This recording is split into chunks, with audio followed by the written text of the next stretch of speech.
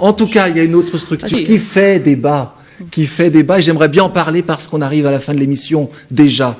L'aérodrome, autre structure et autre débat sur la question de la rentabilité économique. L'aérodrome d'affaires qui a déménagé il y a une dizaine d'années, qui a bougé de quelques centaines de mètres, mais le succès n'est pas au rendez-vous. 10 000 mouvements par an, ça veut dire 10 000 décollages, atterrissages, ça veut dire en gros 5 000 avions, en comptant l'activité de l'aéroclub. 4 millions d'investissements, un déficit, un budget de fonctionnement de 200 000 euros. Voilà quelques chiffres clés. Qu'est-ce que vous souhaitez faire de cet aérodrome, Annie Briand ?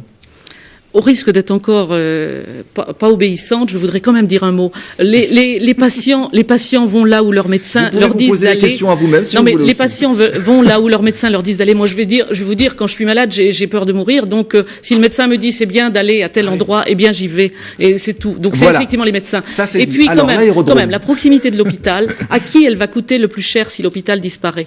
C'est encore aux précaires. Parce que aller à Nantes, ça coûte cher aussi. Il faut avoir des véhicules pour y aller. Et ainsi de suite. La proximité, c'est les précaires qui vont la payer la plus chère. Pour l'aérodrome, voilà, excusez-moi. Merci Annie Briand. Excusez-moi, pour l'aérodrome, eh bien, c'est du même style. Ça fait quand même des années que l'on paie avec l'argent public. Alors, ce que je propose, c'est qu'on admette qu'à un moment, on a fait une erreur, et ça arrive à tout le monde d'en faire, et là, ça a été une erreur grossière, mais une erreur. Et il faut simplement se dire que c'était une erreur. Il faut revenir à la case départ, j'allais dire, puisqu'on n'aura pas d'aérodrome d'affaires à Ancenis. Je pense qu'il faut arrêter de se cacher derrière son petit doigt avec cette histoire-là.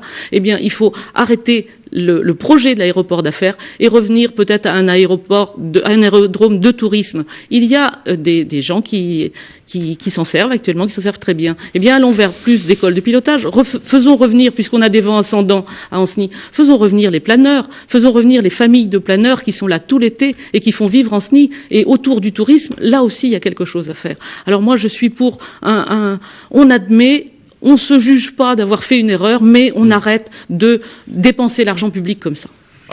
Voilà, très bien. Pierre-Marie. C'est une erreur. Enfin, vous avez réussi déjà à alléger un petit peu la charge. Enfin, c'est pour les Anceniens, puisque vous avez, j'allais dire, refilé le bébé à la communauté de communes. Non, non. Alors là, bon, je veux bien être responsable de plein de choses. Je suis arrivé dans cette affaire qui était largement engagée. Je suis ravi de ce que vient de dire Madame Briand. On a des sujets on a des points de ralliement. Moi, quand je suis arrivé dans cette affaire, c'est-à-dire en cours de mandat, non, en cours de mandat, pas du tout. C'est pas vrai. En cours de mandat. Après avoir appris ce qu'était la communauté de communes, j'ai vu que effectivement le coût de rallongement pour avoir un aéroport d'affaires, c'était 3 millions d'euros, en plus des 4 millions que vous venez de citer.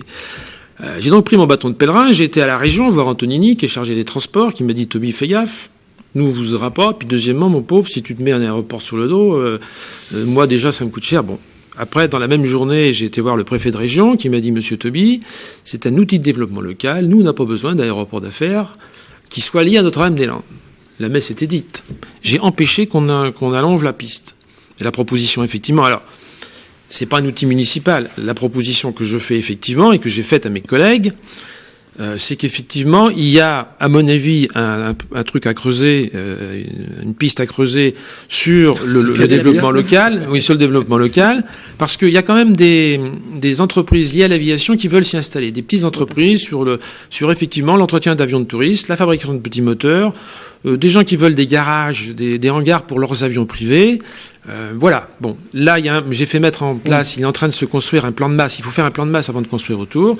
Et il faut faire un outil de développement local. Alors, les écoles de pilotage seront les bienvenues, les planeurs seront les bienvenus, et l'aviation de tourisme sera les bienvenus. Voilà.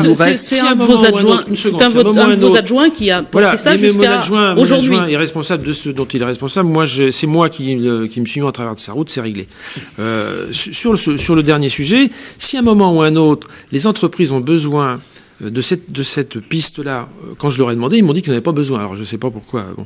Et s'il y a besoin pour du transport de pièces, par exemple, rapide, je crois qu'il ne faudra pas oublier de les servir. Sur le fond des choses, je crois qu'il faut arrêter. Monsieur Toby, s'il vous plaît, il nous reste une petite minute à vous partager entre vous deux, puisque c'est comme ça, puisque vous parlez beaucoup longuement, Monsieur Toby. Donc, il nous reste une petite minute, en dehors des thèmes que nous avons abordés ensemble pendant cette heure de débat. Quelle est l'idée qui vous tient à cœur, Annie Briand? Eh bien, moi, je vais dire, il y en a encore deux, alors je suis vraiment désobéissante. Oui, mais vous parlez plus vite, c'est pour ça. La démocratie. Moi, j'ai vécu cette année d'information de la population, d'information des élus, d'information notamment des minoritaires. Il faut qu'on vive 6 années maintenant de concertation. Alors avec M. Toby ou avec moi-même, il faut que ce soit de la concertation. C'est-à-dire que plus jamais on aille près des gens en leur disant on vient vous concerter alors qu'on leur donne une information de projets qui sont déjà ficelés. Les personnes attendent. Nous avons des associations qui ont plein de choses aussi au niveau de l'histoire. On n'en a pas parlé. On n'a pas parlé du château. Et moi, ça m'embête qu'on n'ait pas parlé du château. C'est tout à fait dommage. C'est tout à fait dommage qu'on n'ait pas parlé du château. Et il y a des associations qui ont fait un travail extraordinaire sur l'histoire. Il faut non seulement parler avec eux, mais les mettre en avant et mettre en avant toute l'histoire qu'ils ont mis. Et puis, je voudrais juste terminer sur... nous avons fait le choix d'avoir un premier adjoint qui sera un adjoint développement durable et qui aura une transversalité près du travail de tous ses autres collègues adjoints. Alors, le développement durable dans ces 3 aspects. Les aspects économiques, sociaux et environnemental. Et on a peu parlé de l'environnement, et il y a beaucoup de choses à dire. Jean-Michel Toby. Oh, je ne vais pas répondre. Hein. Non, moi, je crée une patinoire hivernale à partir de 2009. Tiens, bah voilà, vous savez faire court, Jean-Michel Toby, c'est bien. Merci beaucoup à vous deux. C'est la fin de cette émission. Je rappelle donc les 2 listes en présence pour ce premier tour des municipales à Ancenis par ordre alphabétique. Annie Briand, qui mène la liste Ancenis plus vivante et solidaire, et Jean-Michel Toby à la tête de la liste Ancenis rassemblée la semaine prochaine. Pierre-Marie, autre commune, autre débat. Oui, avec Orvaux, et un débat qui s'annonce très politique entre les 2 listes en présence, là aussi 2 listes seulement a priori, l'une conduite par le maire sortant, Joseph Parpaillon, et l'autre par le nouveau député vert François de Rugy. Comme pour les autres communes, nous attendons vos questions sur le site de Presse Océan, presseocéan.fr sans tiret, rubrique municipale 2008. Voilà, Orvaux la semaine prochaine, avant Saint-Sébastien-sur-Loire, où là aussi on a 2 candidats, et Nantes, où...